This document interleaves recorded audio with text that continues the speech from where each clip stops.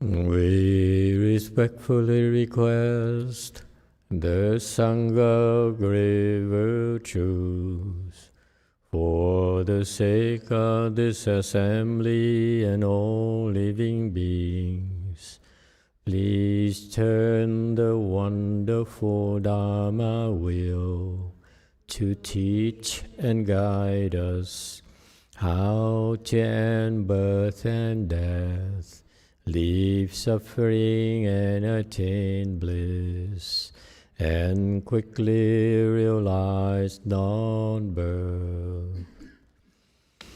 Cung thính đại đức tặng thính, vì thứ pháp hội cấp nhật thiết chúng sanh, tịnh chuyên diệu pháp luân giao đạo hạ môn, như há liêu sanh thoát tư ly khổ đạc lạc, tất chứng vô sanh. Homage to the Blessed, Noble, and Perfectly Enlightened One. Nam mô Sa Nan Thọ Su Chế Đô Ye Ở Lại Hội Đi San Miao San Pu Tô Xế.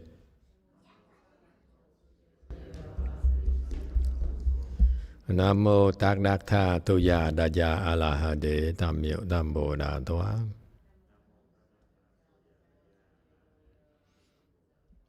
The unsurpassed, profound, subtle, and wonderful Dharma in 100,000 million aeons is difficult to encounter. Now that I am able to see and hear, I will receive and maintain it. I vow to fathom the thus come one's true and actual principles. Wu shang sheng sheng wei miao fa bai qian wan jie nan zao yu wo jin jian wen de shou chi Yuan Jie Ru Lai Chen Shi.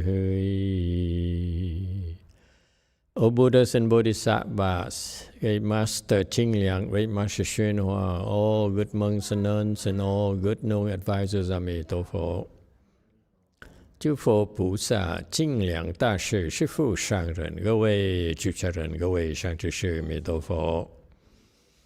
Chư Phật Bồ Tát, kính thưa Thanh Lương Đại sư Vô Thượng Tiến Hóa, quý thầy cô và quý vị hiện thể thức A Di Đà Phật.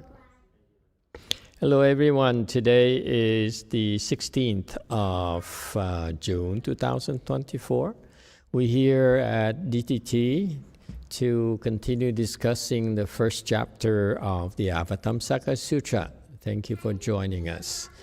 We right now on slide 608 is the verses that denote the end of the section about the world rulers in the third desire heaven, the Suyama heaven, or the time division heaven. All right? Let's jump right into it. The thus come one's Dharma body is colossal. To the limits of the 10 directions, it cannot be apprehended. 如来法身甚广大，十方边际不可得。 Okay, 609 commentary slide.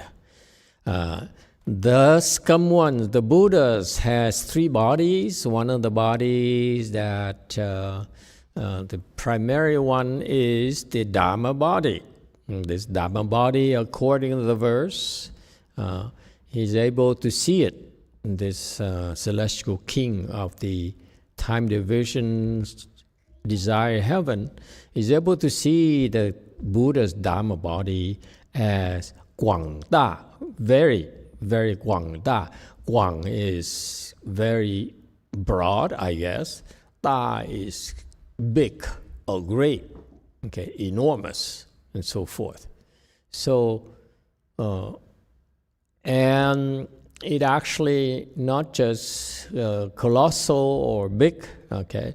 And according to the commentary here from Master YongHua, it is everywhere, and yet it's nowhere. And that's why it says to the limits of the 10 directions. You can think of 10 directions, there's all sorts of dimensions. If you want to measure this body, it doesn't matter how many dimensions you use.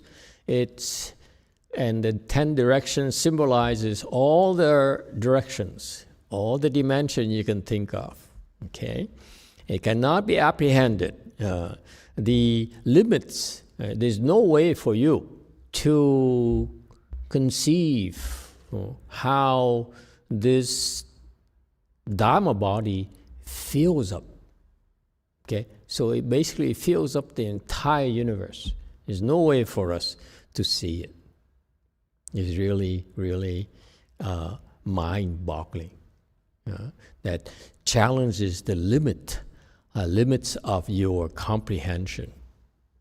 Okay, and this is the world we live in, the world that we are peeping in, and it is this very first chapter of the Avatamsaka Sutra here kinds of reminds us of how big the universe is and how insignificant we really all are. Let's not take ourselves so seriously. What we do is really inconsequential in the overall, in the big picture. Okay? Our money, our ego, our importance, our fame, our reputation is really, really so small compared to who we really are, compared to the Buddha nature inside of you. All right? Next, 610. His expedients are limitless and measureless. The God charming light enters us with his wisdom. 一切方便无限量，妙光明天智能入。All right, commentary slide. His expedients are limitless and measureless. So the Buddhas, in order to save living beings, and he doesn't discriminate, he saves everyone, not just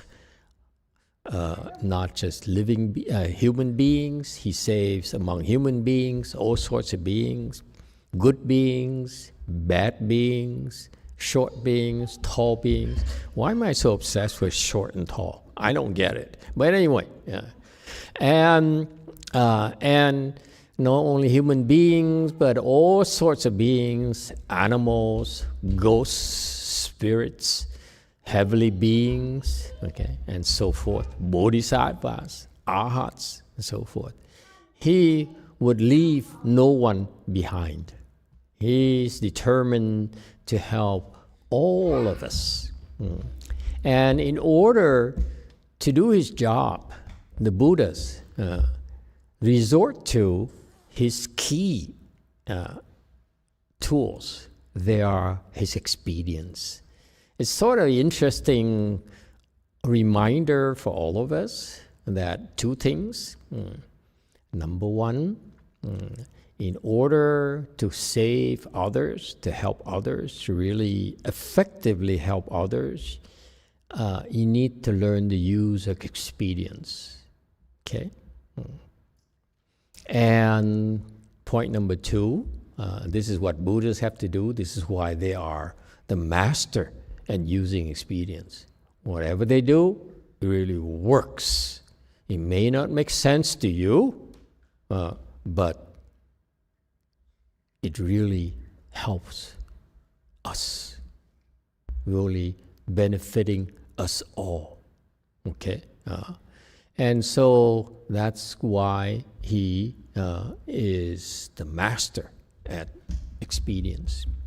It's also a reminder for all of you, okay, for all of us, that in the big picture, okay, these sages, in order to help living beings, to save living beings, they all need to use expedience.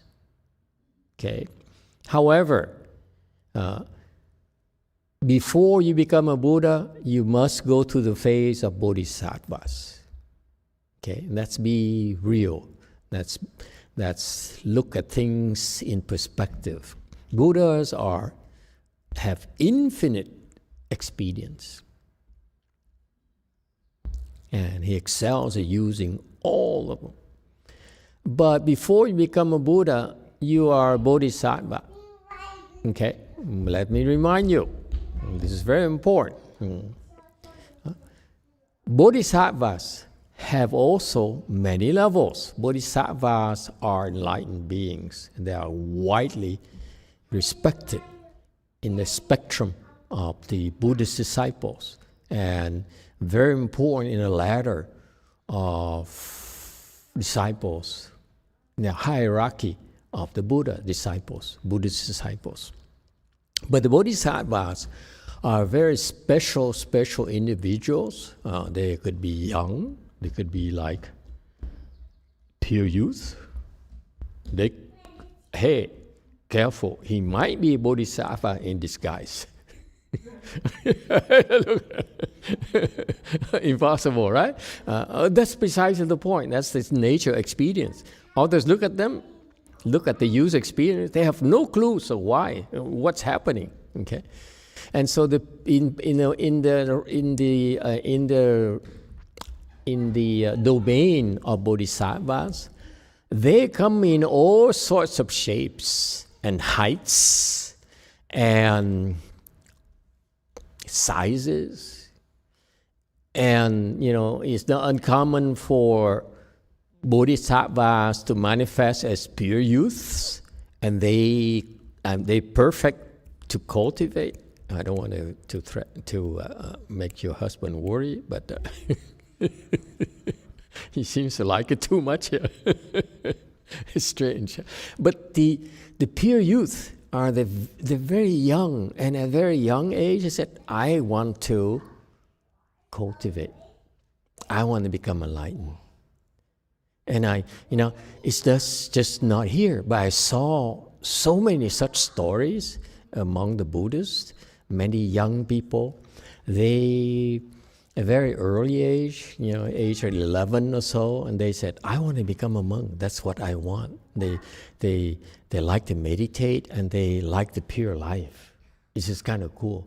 Contrary to us, we need to go through our ups and downs of life before we wake up, okay, and seek something more permanent. These young people, they are very, very interesting, okay? So bodhisattvas, they manifest in so many different types of beings, okay? And they're also enlightened. That's why they're special. Enlightened meaning that they have wisdom. When you are called a bodhisattva, when you are certified to be a bodhisattva, meaning before that, I have bad news for you. You don't really count. Not that funny, huh? Okay. So when you get to the stage of bodhisattvas, okay, they're very special because they're sort of like the immediate children of the Buddhas. Buddhas look at them with like love and affection. They can do no wrong, that kind of thing, And like when you look at your own children, but most of you look the way you look at your own children, they can do no wrong, okay? And so these bodhisattvas, okay, they are nurtured, they are helped. This is why, in particular, this sutra was spoken immediately to the bodhisattvas after Buddhas realized Buddhahood. Okay? That's how important they are. Just think about it. You become a Buddha, what's the first thing that you do? The most important thing you do, right? I mean, if you have wisdom, You say, I come here. What is it I'm supposed to do? So Buddhas have wisdom and said, the most important thing for me to do is to teach Bodhisattvas. That's how special they are. No two ways about it. Yes, we are a little bit envious, we're jealous and say, Buddhas, how come you're so unfair? But that's how it is. First things first. He says, he taught Bodhisattva. That's why he spoke this Avatamsaka Sutra. Okay. So that's why, you see, Bodhisattvas are so occupy a very special place in a Buddha's heart and Buddha's mind, but he doesn't show it, that's all. Okay? When Shakyamuni Buddha was in the world, he's constantly surrounded by arhats, not bodhisattvas. But his heart is with the bodhisattvas, I assure you. Anyway, so these bodhisattvas are very special. They're enlightened, they have wisdom. This is when you get to that level, then the Buddhas then start to take you seriously, invest in you. You know? And they invest in you, they teach you and invest you. It's not until they reach the level of seventh ground, that's when they taught how to use expedience. That's my point today. Okay? Expedience are actually the tools that people with great wisdom, but prajna wisdom, use or learn to use. So be careful. Don't say, I'm going home and use expedience to convert my husband, convert my wife, convert my children. Forget it. You don't know how to use expedience. Be more humble. We don't know how to use expedience. Okay, dokie? Don't get a big head now. You don't say, I learned about expedience today, and I'm going to use it. It takes a lot of wisdom to use expedience. Okay? All right. The God, wonderful light.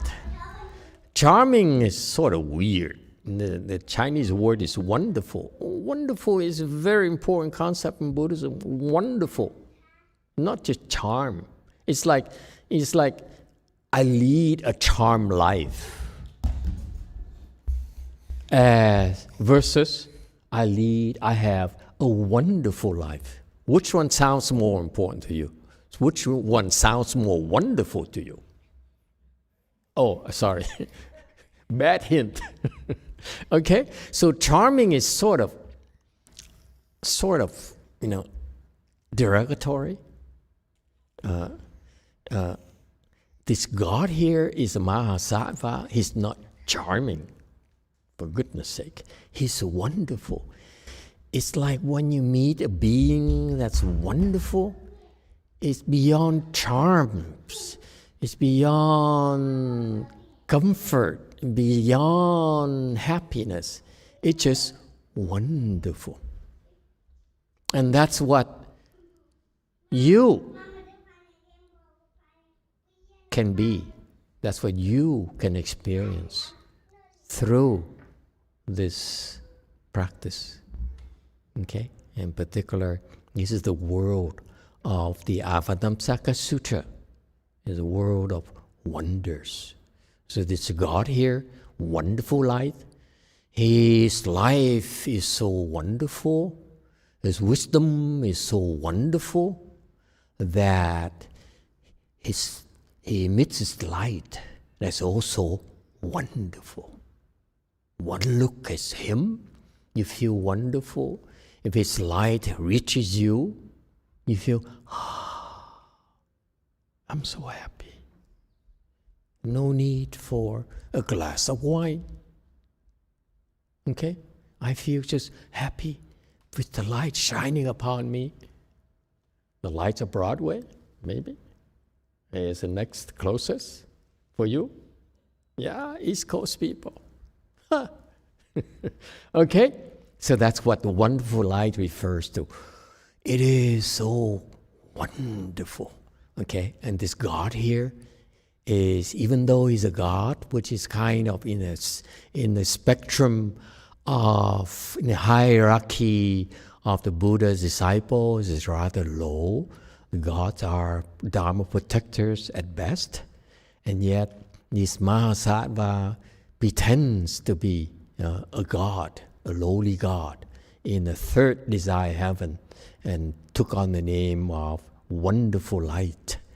And he's so recognized. It's not for us, it's for his name here is given by who?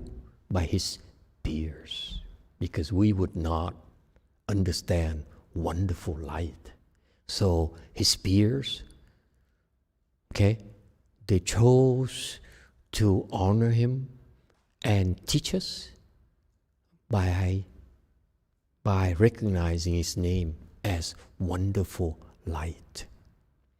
His light alone does wonders for living beings. All right?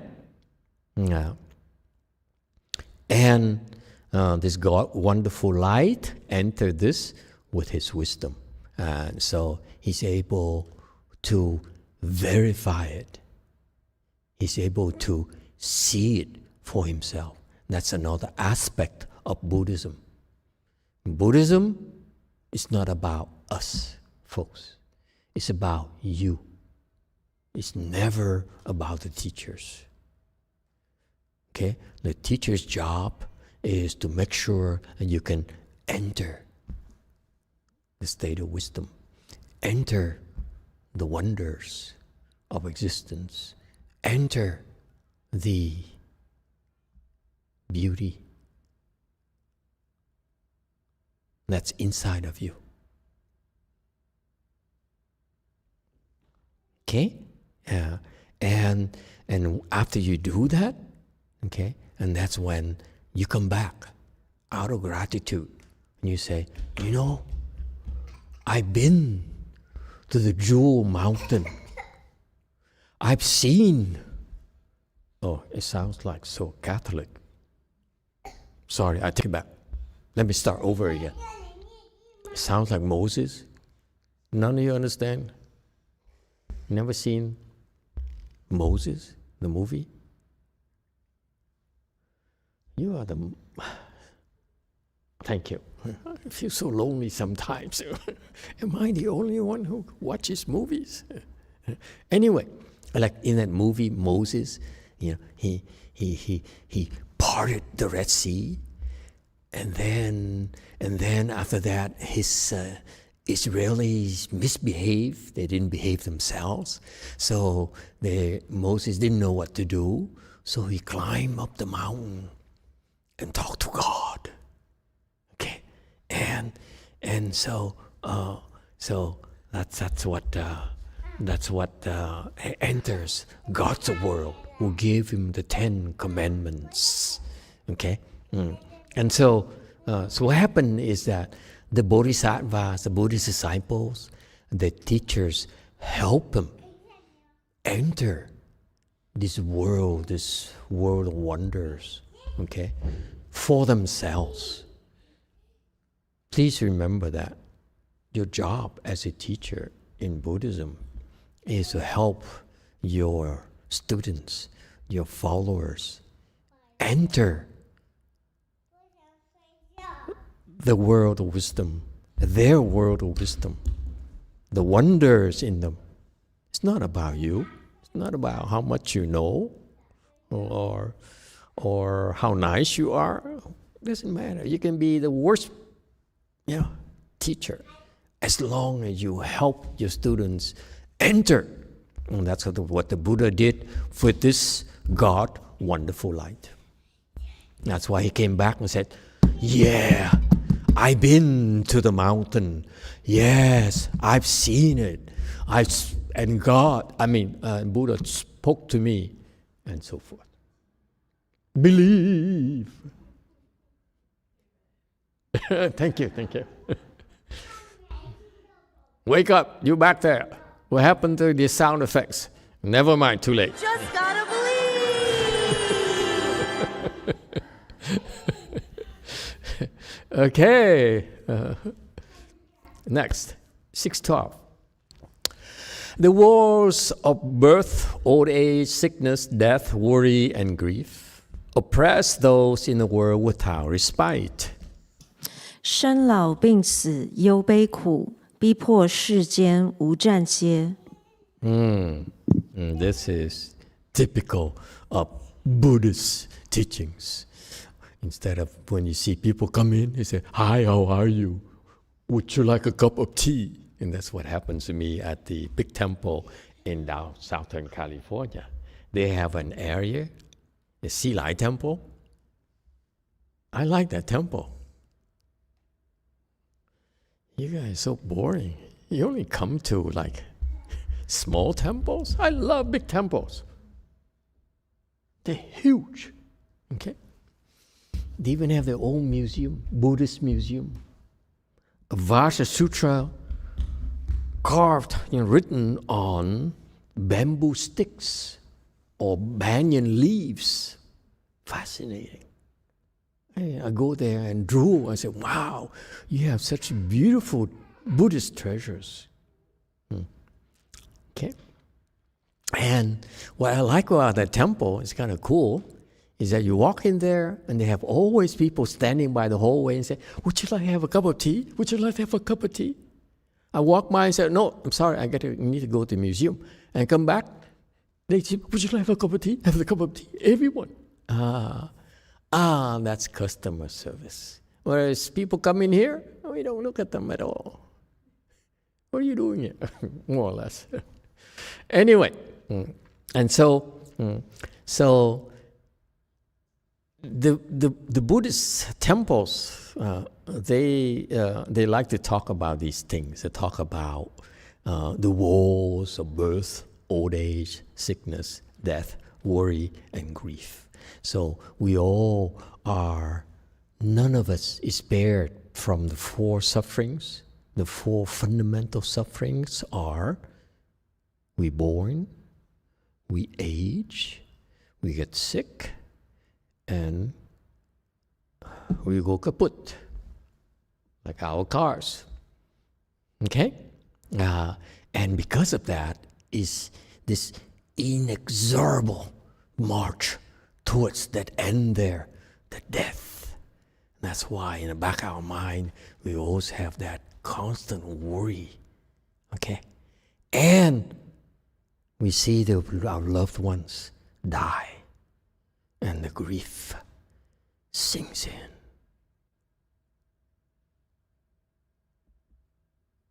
The voice of doom. I don't know what the voice of doom sounds like. Okay? And so this is a lot of suffering that we all have to endure. Okay? And we are oppressed in the world, of all of us, without respite. Okay? And 我感谢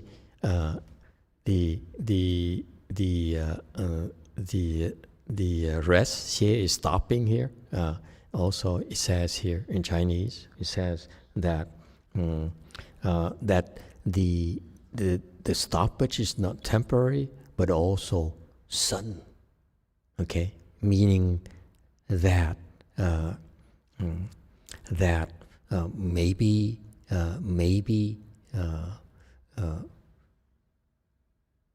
it could be gradual, could be very sudden. Okay, so it's incremental or just a tornado. 614. The great master, out of pity, vows to dispel them. Infinite wisdom light enlightens thus and understands. 大师哀悯，誓悉除，无尽慧光，能觉了。Okay. 615. The great 大师 is the great teacher. The master in English has a kind of a bad connotation. in that there's so many externalist masters, like Falun Gong master, okay, Falun great master and so forth, great master, and so forth. No, I feel here is not master, but here is teacher. The Buddha's interest is not to master anyone, to master anything. There's no interest whatsoever to master. His interest sure is to teach and nurture.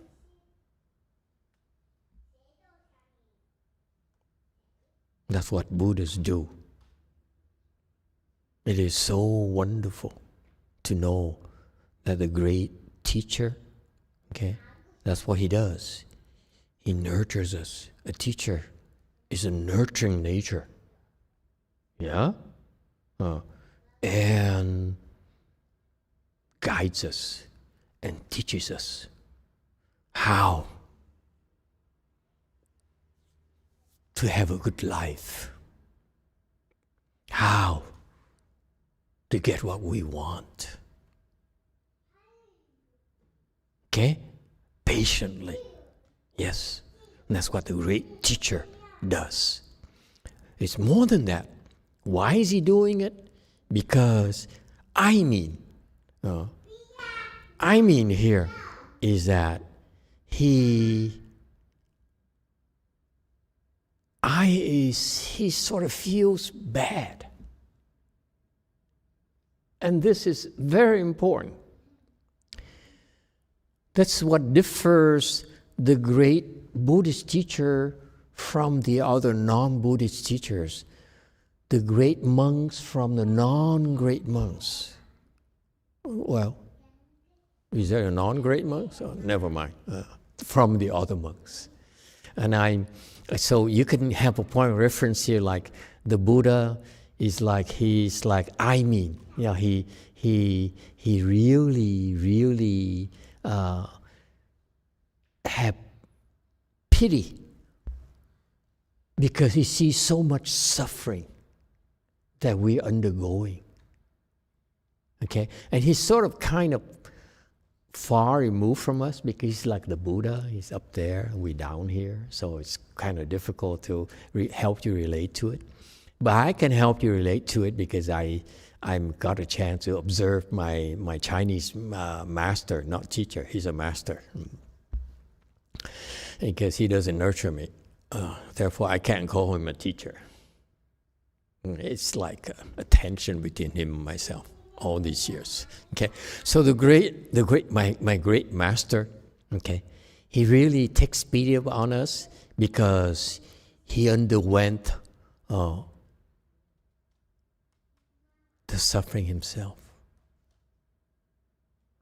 He never asked us to do anything that he did not or he's not willing to endure. That's what I like about him. No? And so that's why he understands suffering, because he suffers. I forgot who's fasting nowadays. Oh yeah. He suffers hunger. He suffers more hunger than any of us could imagine.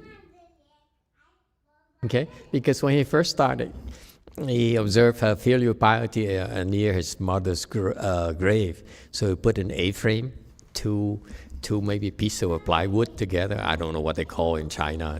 I'm sure they don't have plywood back then, but 2 pieces of wood together to shield him from rain and maybe a little bit, of the weather. And he would sit there and meditate. And I assure you, he was a nobody. So at first, he had to endure a lot of hunger. More than 21 days. Guaranteed. Okay. And that's how he understands about fasting. At a very early age. He observed all those things. And so he endured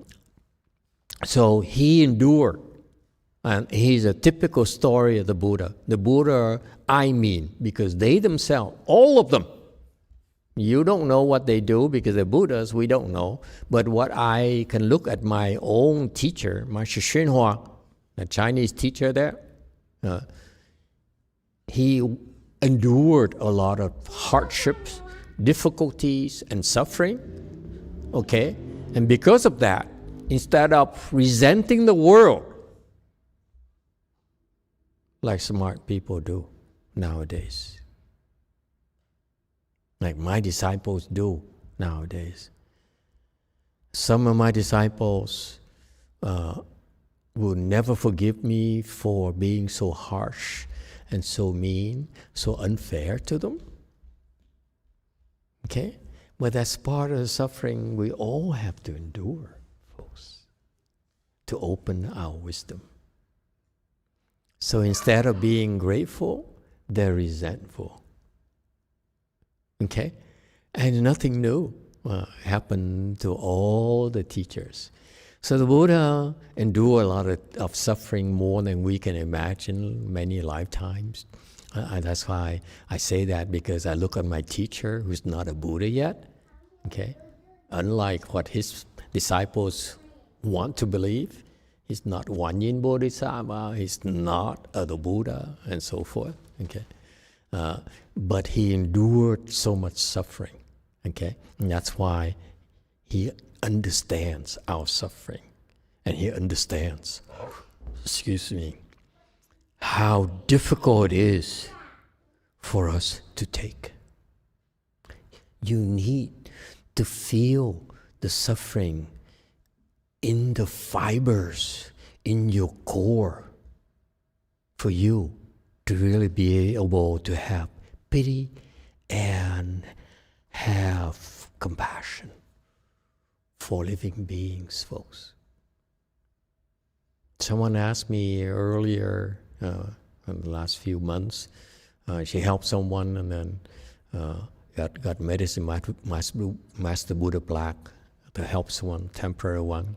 And she called and she asked right away, said, after I requested the plaque, I felt something right away. I said, yeah, you're right.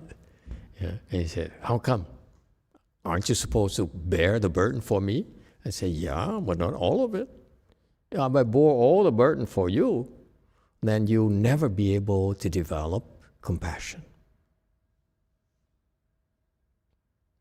You only develop compassion because you've seen suffering and you endured suffering yourself. The young ones nowadays, when they become nuns and monks, because they like it. It's because they have no compassion yet. Okay?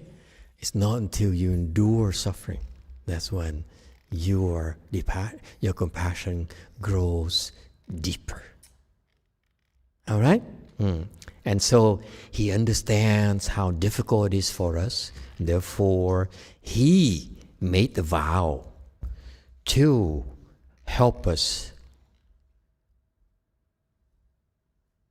expel all the suffering from our lives.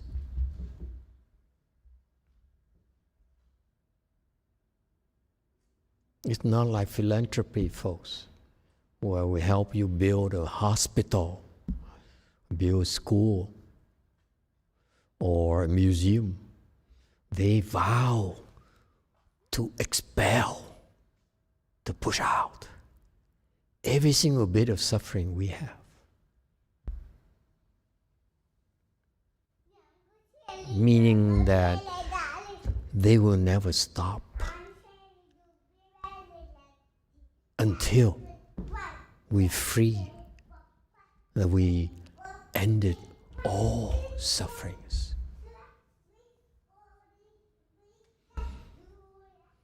Right? Infinite wisdom light, 能觉了. He could awaken to that and thoroughly understands. That's what I mean when you say liao. Jue is awaken. You say, oh, I didn't realize that you're suffering so much. You're in such a bad shape. Huh? That's Jue. I awaken. I'm aware now. But liao is to really get into the depth of things. Okay? How? Because they suffer too. This guy, infinite wisdom light, also suffered like hell. Okay?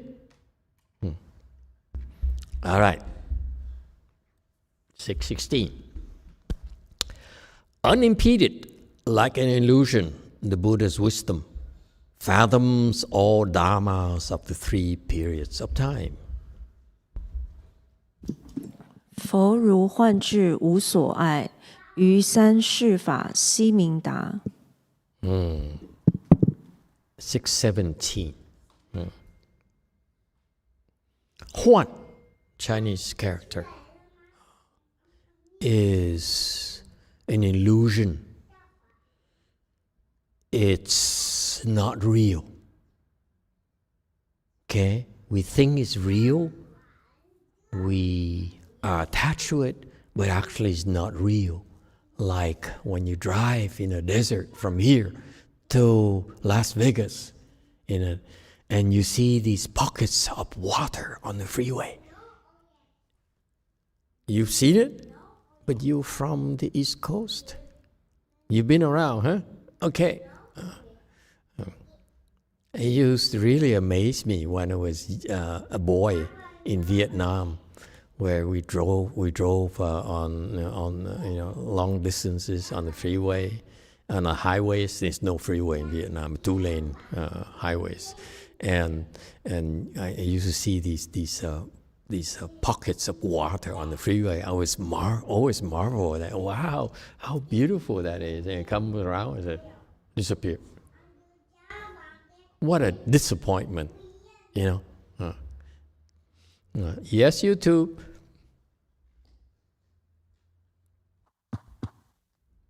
Thank you, Master. We have a question here from Diego Alfonso. Yes, he's back today. He's back. Yeah? What happened? You didn't finish assembling the X mark machine. Go ahead.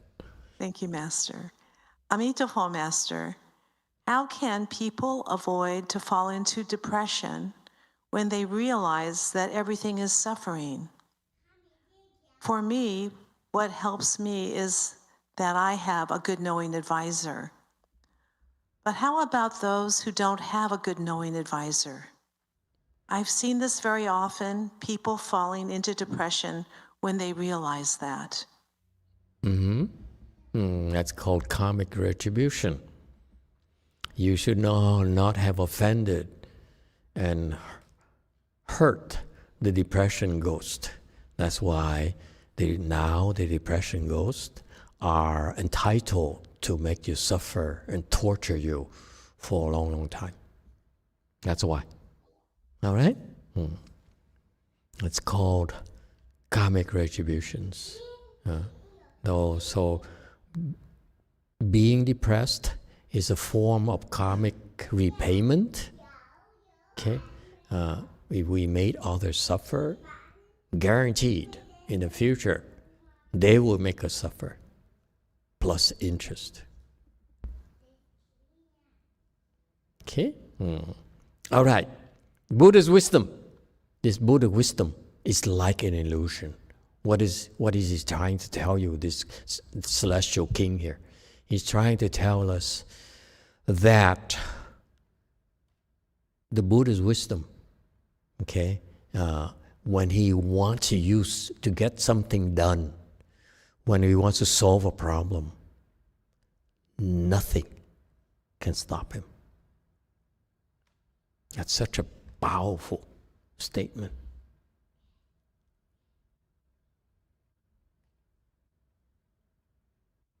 how many people know about this? We are enamored by dancing. Anyone been to there? I only saw the short clips from the ads. Okay, so they,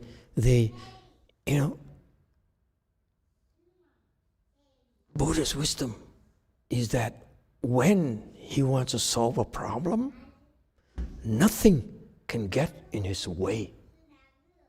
No matter how powerful the opposition is, they have no means of stopping them.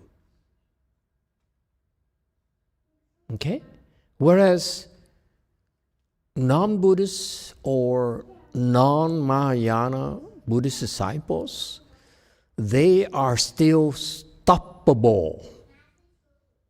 In Mahayana, we're learning here that any problem that the Buddhas decide to solve, they cannot be stopped. That's how powerful they are. So their disciples, the Bodhisattvas and Mahasattvas, are not the same level, but they are really very difficult to stop, to defeat. Okay? Because they are also developing this Buddha's wisdom. Okay? Wei Ma, un question?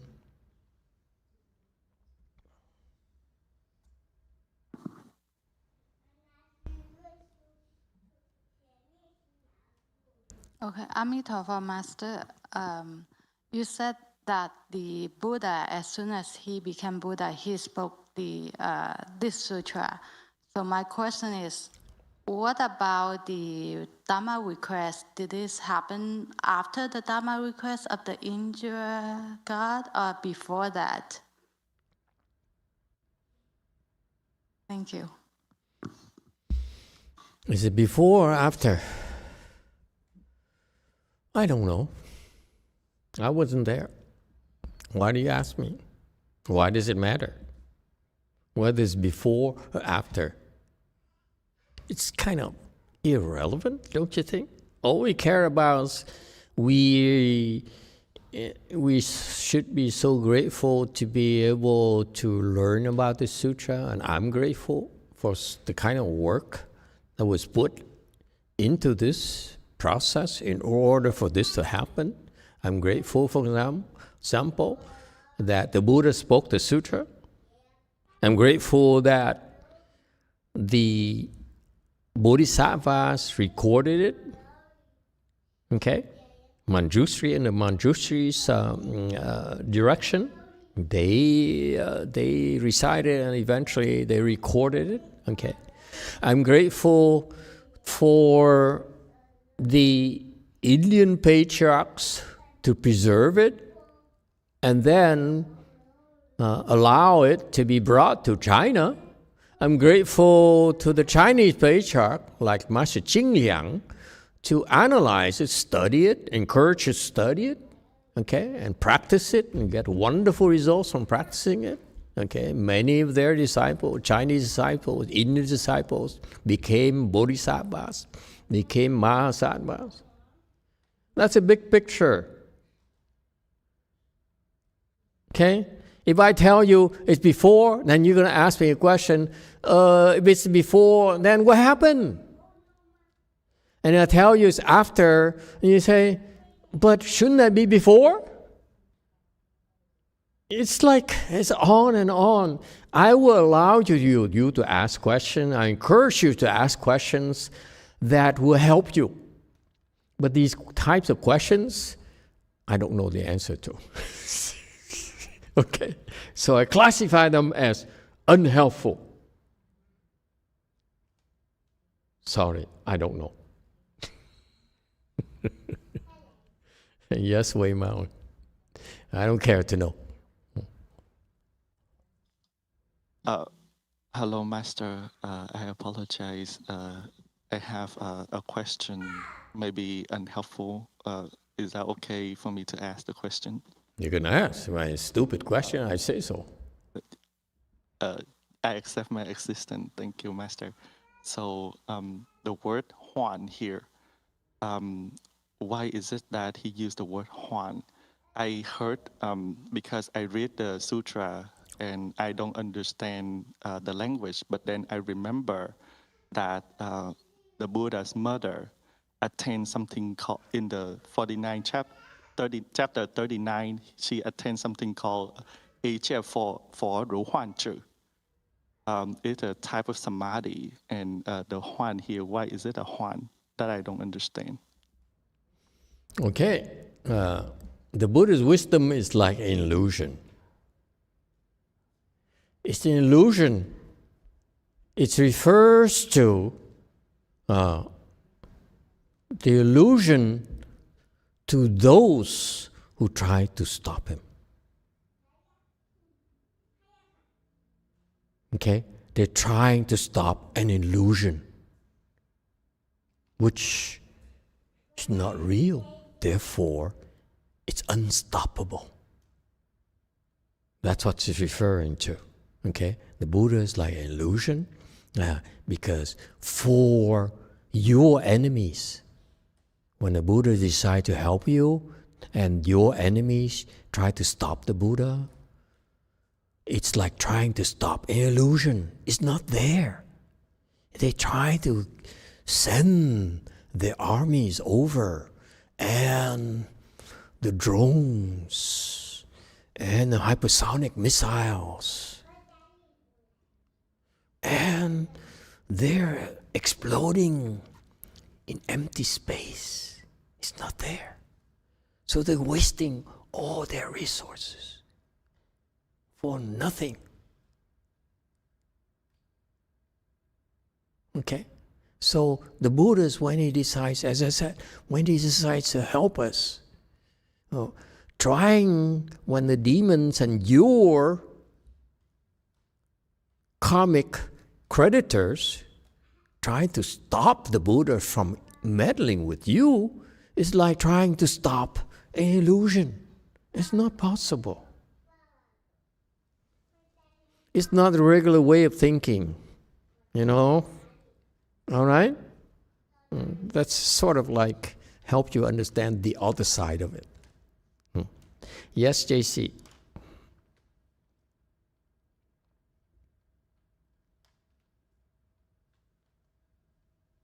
네, 주민님의 질문입니다. 우울증을 겪고 있는 사람과 가까운 관계라서 그 주변인도 고통을 겪게 된다면 함께 채무가 있는 걸까요? 아니면 성격 때문에 고통을 겪는 건가요? 공동 채무가 있다면 함께 빚을 갚아야 하는 건가요?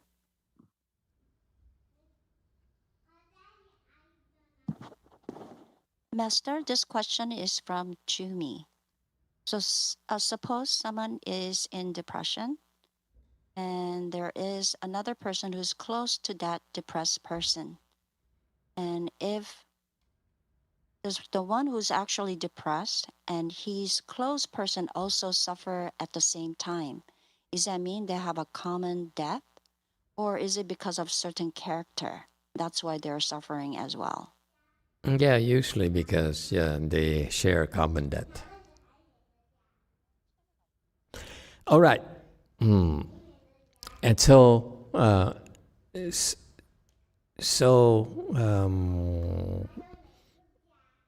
Buddha fathoms or Dharma, so the 3 periods of time. Not only his wisdom is unstoppable, but also his wisdom also can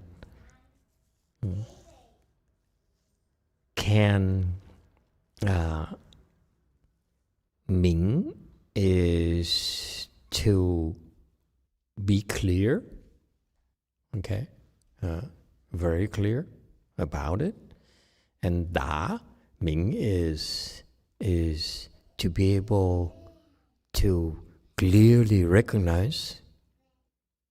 Okay, look at it as I see the marks is Ming. Okay, I see the characteristics is to Ming.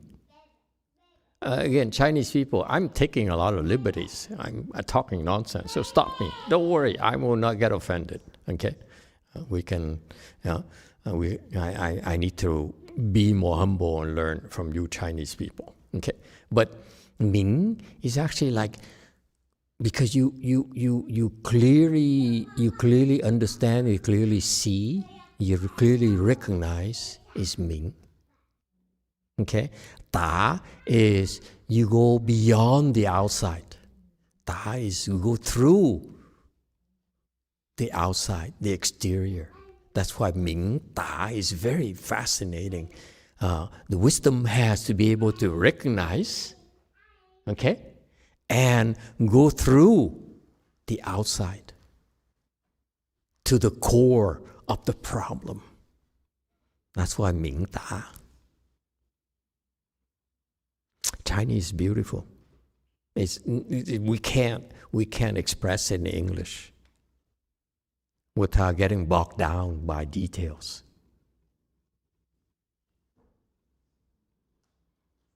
Okay? So the Buddha wisdom can understand, can recognize what the problem is, but then Da is to penetrate to the cause of the problem that people without wisdom cannot see.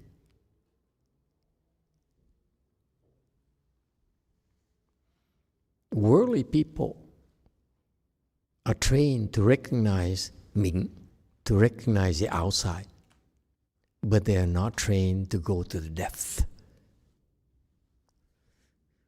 Buddhist wisdom training, we help you develop this Ming Da ability.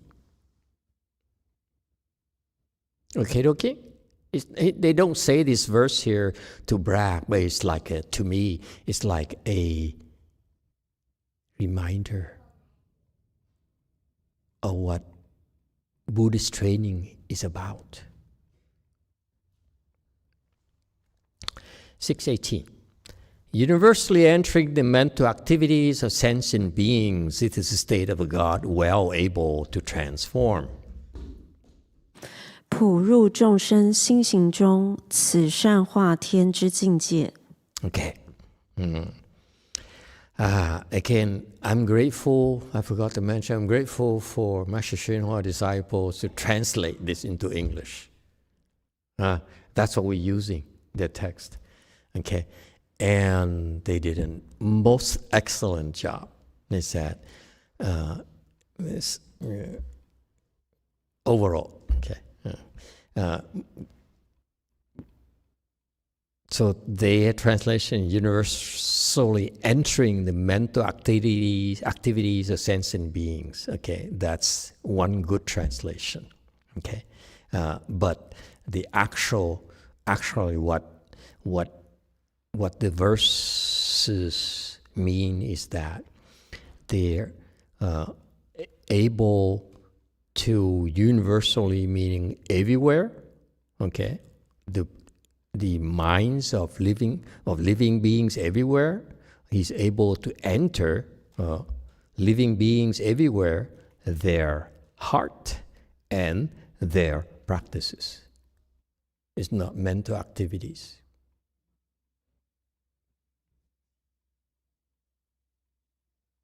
Mental activities is for commercial use. Subscribe, like, that's mental activities.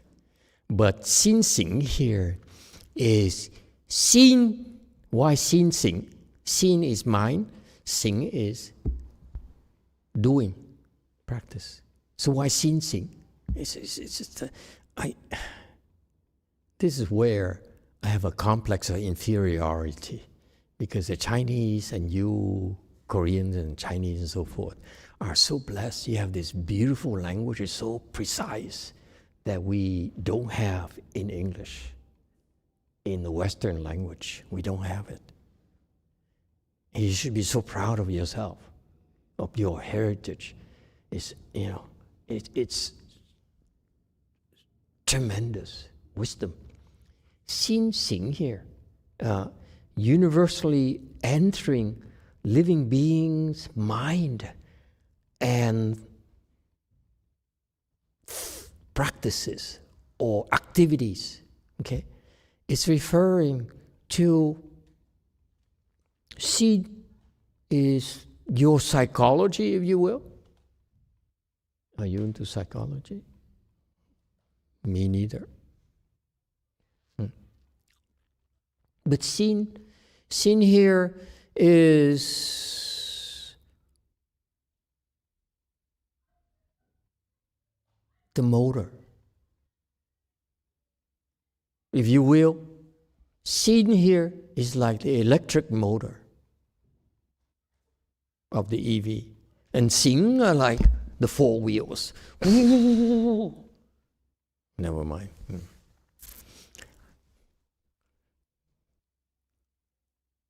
Okay, so Sin is actually the core, what drives you, the engine, okay, that drives you.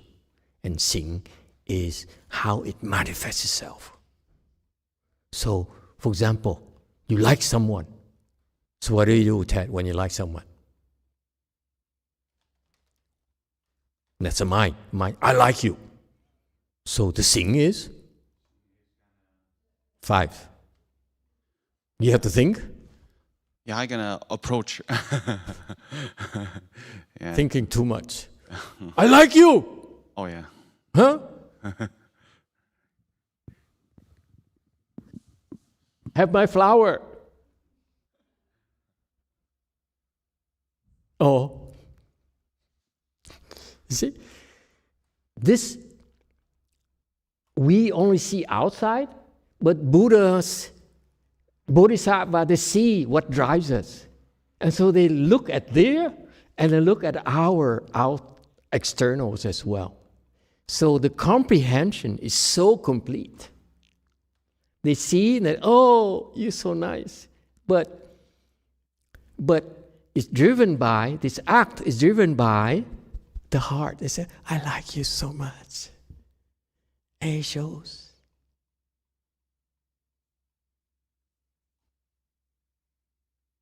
Do you understand? Stop looking so worried. Life is good. If we don't get it done today, it has to wait. No worries.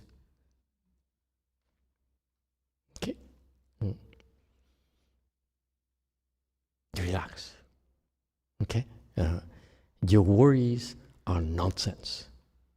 When we need to do something, we try our best. And then we stop.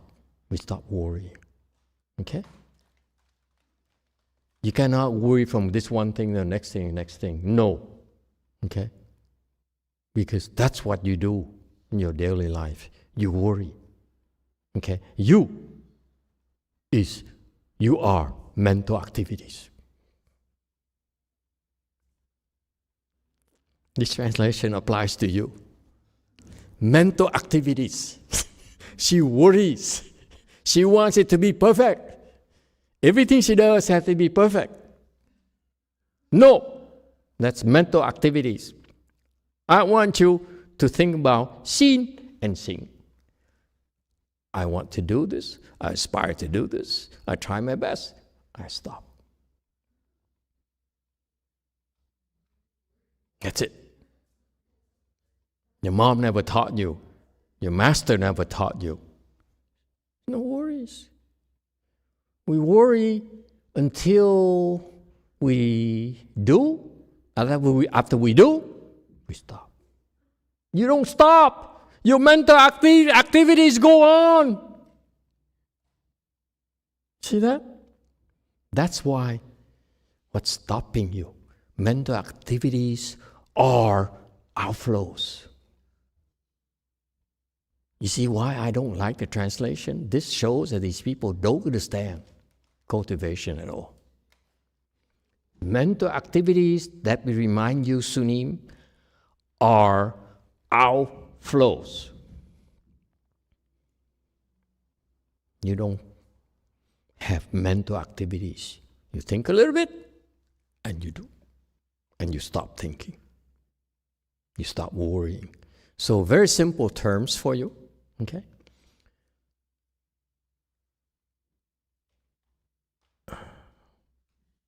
Okay, you can beat her. If you see her face, this face of worry, slap her. And you say, stop. No one ever taught her that.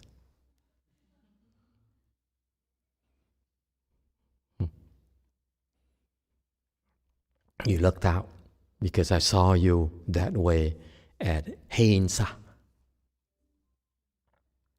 You worried so much. You gave me some money. Is it enough for him? Will he remember me? I don't remember you at all. I saw. So worried. The worries are nonsense. Okay? So, you have to change the way you live your life and stop the mental activities. Okay? You do what you do, but as soon as you're done, you have to stop. That's what you have to remember to remind her. If you look at her, she's worried when walking, you come over, sneak up behind her, and kick her. I mean it.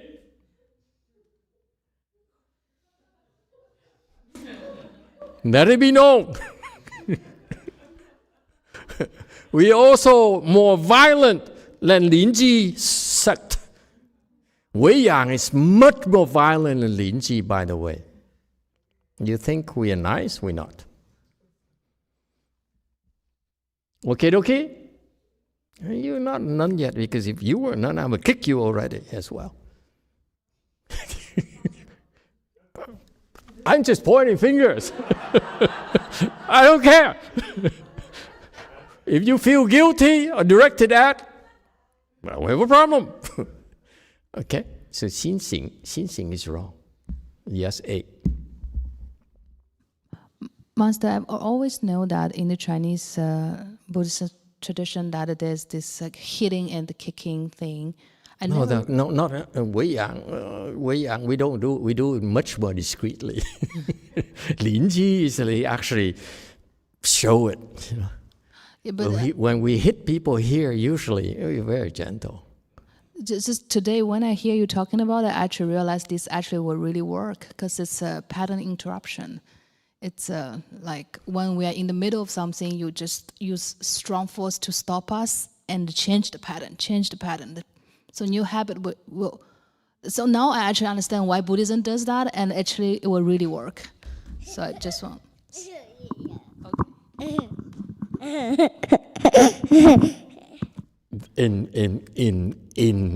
In America, there's an expression for that: lucky skunk.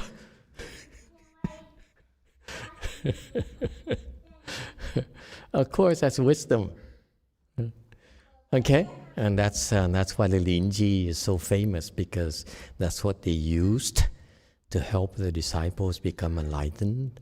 Okay, and what the Linji sect does not realize is that that wisdom was used so much more judiciously in a Wei Yang school, to the point where we do it and people don't recognize it.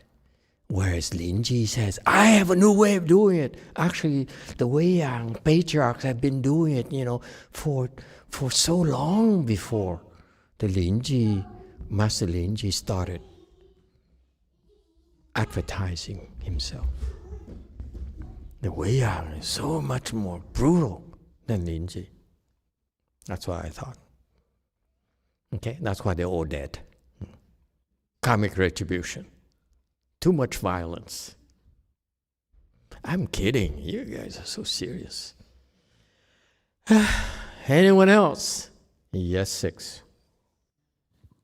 Thank you, Master. I just want to take this opportunity to add an anecdotal about this Weiyang tradition. Weiyang, the sixth patriarch of Weiyang, is Venerable Zhiqian. He's actually a Korean.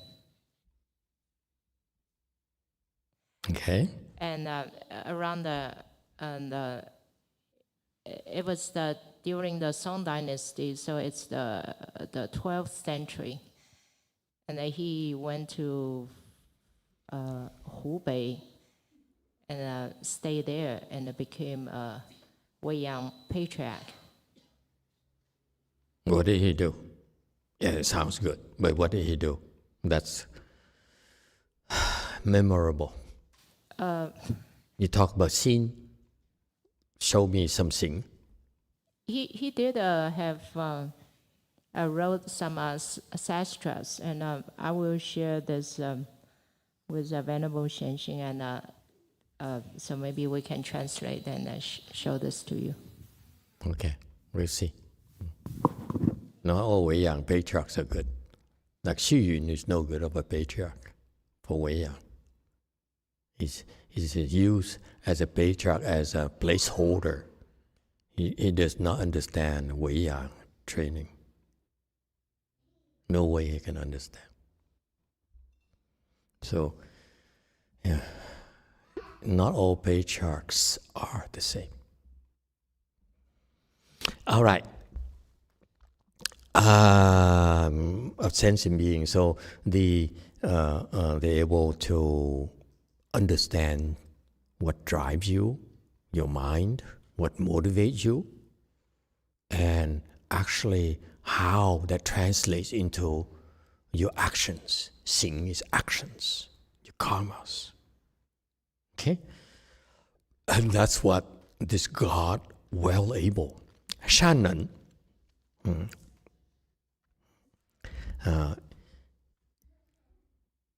is able to reside in. Okay? Take a look at you. Okay?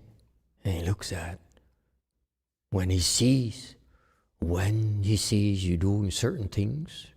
If he looks at you and says, when you see you worried, he says, you're worried about this, and because of this, because of that. Okay? When you have that, he'll be great in helping you undo it. Okay? 620. The boundaries of uniting and upholding cannot be reached. His vast ocean of eloquence is also without end. 总持边际不可得，辩才大海亦无尽。It sounds like infinite and limitless and countless and boundless and so forth. And that is a constant reminder of how small our mind is.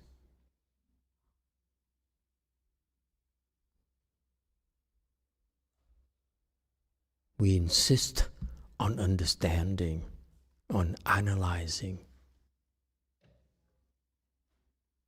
with our mind. It's only through wisdom we will be able to transcend those boundaries. Okay? So the boundaries of uniting and holding here, and this is straight from Master Shenhua's teachings. Uniting means uniting the three karmas of body, mouth, and mind in purity. That's a good concept to remember. Okay? 总持. 总 is to unite. Okay? Unite. Unite what? Our karmas in purity. All three must be consistent and purified. Okay? And upholding is keeping in mind the Buddhist teachings that come in the three baskets of sutras, of Vinaya, and of Shastras. So, upholding. So you always mean that you need to learn more about it, investigate, okay, and keep that in mind or use that as reference. How about that? People in the world always ask themselves, how do I know this is the right thing?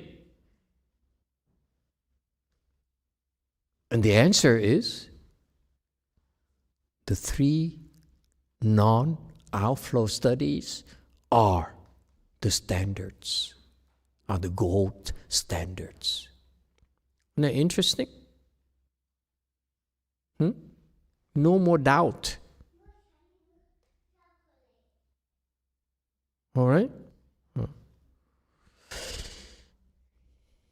Whereas, also another side of it is uniting refers to general meaning of all dharmas, and the holding means practice of all dharmas. Okay.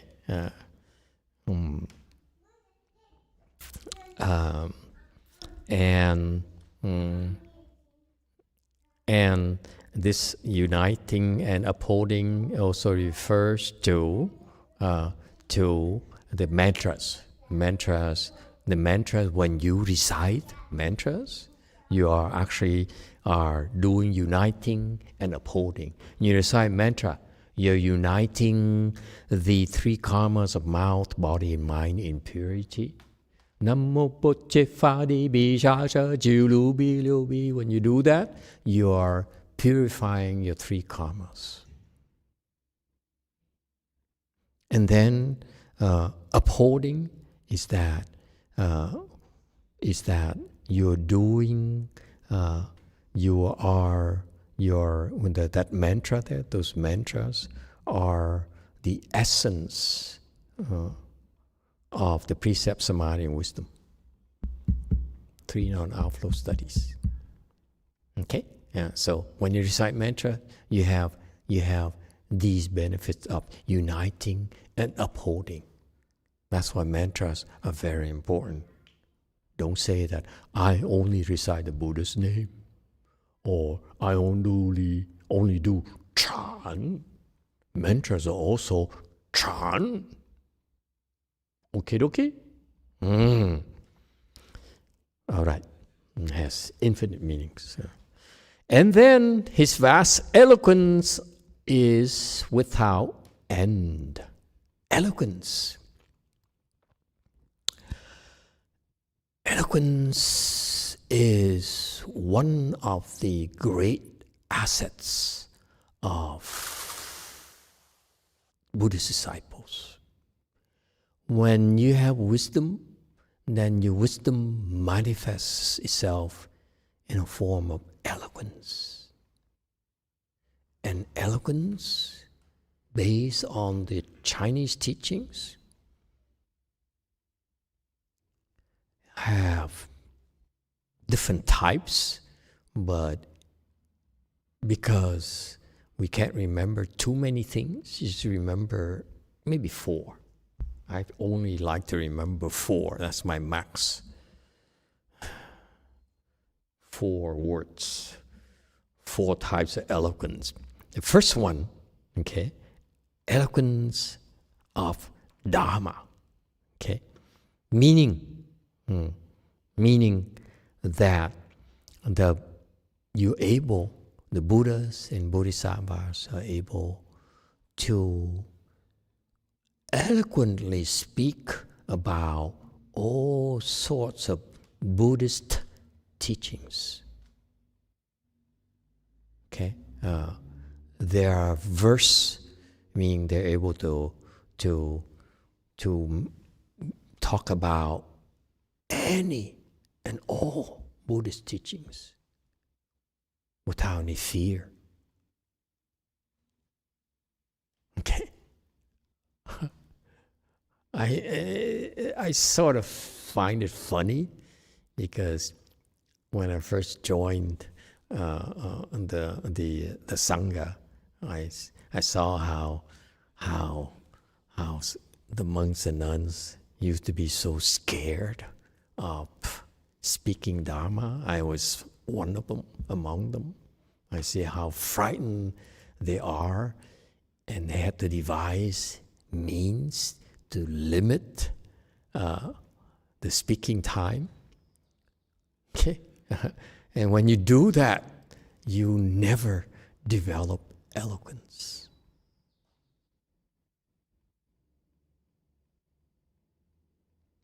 You're afraid to look bad, you never develop eloquence. Have no fear. Okay? So the eloquence of the Dharma is that requires you to study. And preferably study from someone who's wiser than you. Unlike the worldly things where you recognize authority and so forth, okay? In Buddhism, actually, it's not just the authority you heard of, but also the authorities of throughout the 10 directions and the 3 periods of time. Yes, 6. Thank you, Master. There's a question from Zhihong on YouTube. She asks, so Master, how about Xing Xing Chu Mie? The place of mental activities is extinguished. Is this the right translation? Yes, it's the right translation. Different applications. Here, and that's a good translation. Here, in this prior verse here, okay, it's a different context. That's why to translate that as mental activities is incorrect. I kept it there so that we can discuss it, and you may give you a chance to disagree or defend yourself. If you are the guilty party, you can defend yourself. You can send us some email and say, no, you're wrong, we're right, and so forth. We welcome discussions and debates. We're not scared. Okay? I'm not claiming we're right. I'm just presenting to you our perspective. That's all. Okay, so the eloquence of the Dharma is that there's a certain way of speaking Dharma is really eloquent because it requires you to be free from fear, to be humiliated, to fall short of expectations. There's always that fear, for public speakers. They're scared. Deep down, they're scared to fall short. Aren't you? Nee? Oh, there you go. If you have fear, you're fearful, learn more Dharma. Listen to more Dharmas, and you learn the Dharma from the great teachers. Then we become less and less fearful, because the more... that's what helped me. I started by learning Master Hsuan-Hua's Dharma. And after that, being Western educated, okay, I would then hoard more information hoarder, just read and read, okay, and eventually realize that the hoarding doesn't help. It's garbage. You hoard the gems, hoard the great things. You don't just hoard for the sake of quantity. Okay? All right. So the Dharma here, you can eloquently speak about all the Buddhist Dharmas. And then when you talk about these all Buddhist Dharmas, people will ask, I say, what do you mean? What does that mean? Skanda. What does it mean? And then you say, skanda is the essential Buddhist principle. Let me tell you about it. Okay? And so what happened is that once you pick the Dharma, then you have to understand, explain the principles involved in these Dharmas. The theories, if you will, but the profound theories. Okay?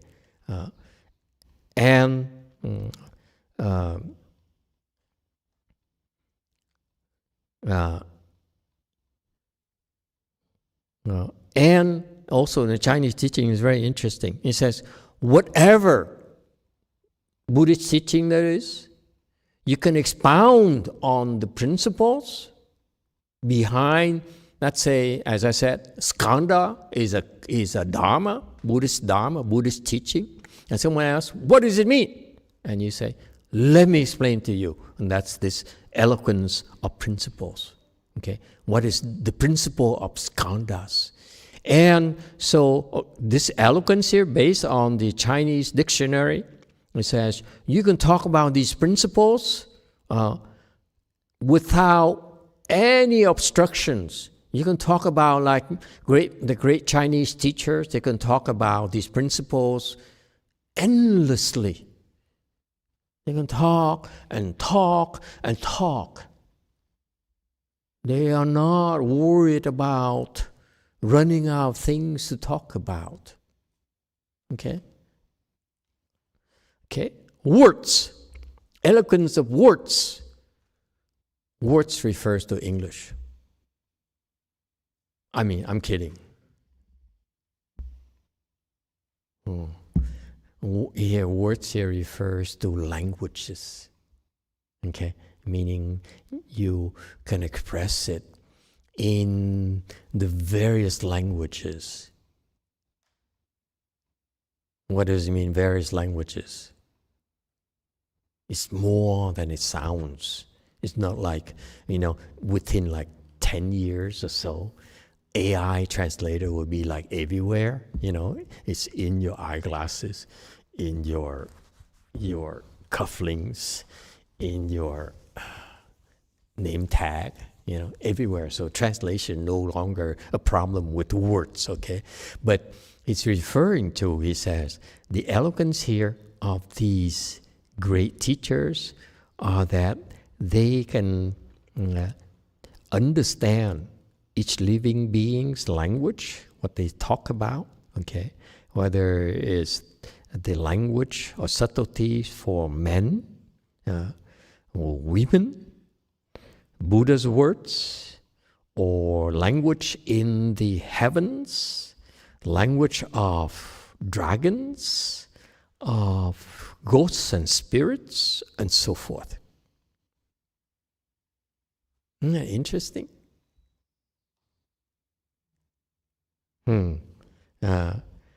And not only can they understand the different languages, they're able, on top of it, this is the depth of Buddhism. They understand our language, but they also are able to connect with us in a way that we can understand. Not like you go to a professor, he starts throwing words at you, and you walk out, I don't know. Or the same thing, you go to many temples, we've been criticized by many people as the way we speak Dharma is different. Okay, not the traditional way. Because the traditional way, there's a certain way of speaking a Dharma. Okay, and we said, so quite often people walk into the temple and they walk out after a while and say, that's not the traditional way of speaking the Dharma, therefore it's not the real Dharma. I have news for such people. The real Dharma is the Dharma that's able to transcend words, so that they're able to help you. The Dharma is not meant for you to listen and walk away and say, wow, it was a nice talk, so profound, and you don't know how to apply it. Eloquence here refers to the words are chosen, are used, so that you're motivated to say, I think this is something I can use today, tomorrow, at work, at home, at the library. And that's very Buddhist. It's not meant to impress you. It's meant for you to benefit from it by using it. When it's beneficial, then you use it. When you don't use it, then the words are useless. Okay, dokie? That's the third eloquence. And the fourth one is Le Shuo Wu Ai. That is that, and this is quintessential Buddhism, folks. Le Shuo is that eloquence here that you enjoy talking. Why do I say it's quintessential Buddhism? It's because what's the point in talking if you don't like hearing it? That would be a waste of your time. And what's the point in talking if you don't enjoy it yourself? If you don't enjoy it, then it becomes a bore.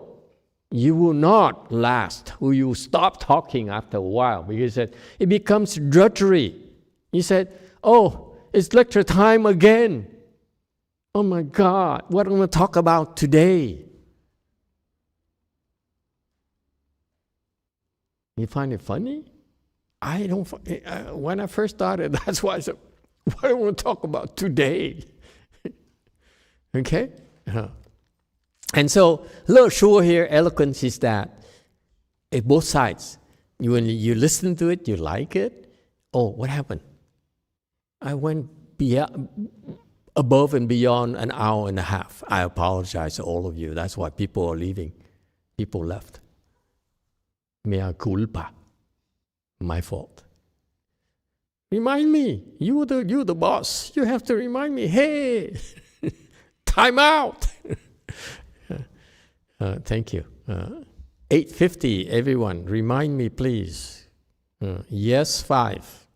Emitofuo, Master. So for the 10, in the 10 mantra, the small mantra, one of them is for the eloquence. If we recite that, would that works for help us with the 4 eloquence? Absolutely. Here? The morning ceremony, when you recite that, yeah, the good goddess mantras, okay? That one is the one that gives you eloquence. So if you're worried about eloquence, recite more. How about the Dharma and the principle? Eloquent, recite more and more. Okay, dokie? All right. I think we should stop here. So eloquence here, just a summary. Eloquence here. Le Shuo is that the joy in speaking eloquence. And I want to emphasize again, in speaking meaning you enjoy doing it, and people enjoy listening to it. That's why the joy is shared. Okay. All right, we stop here today. Thank you so much.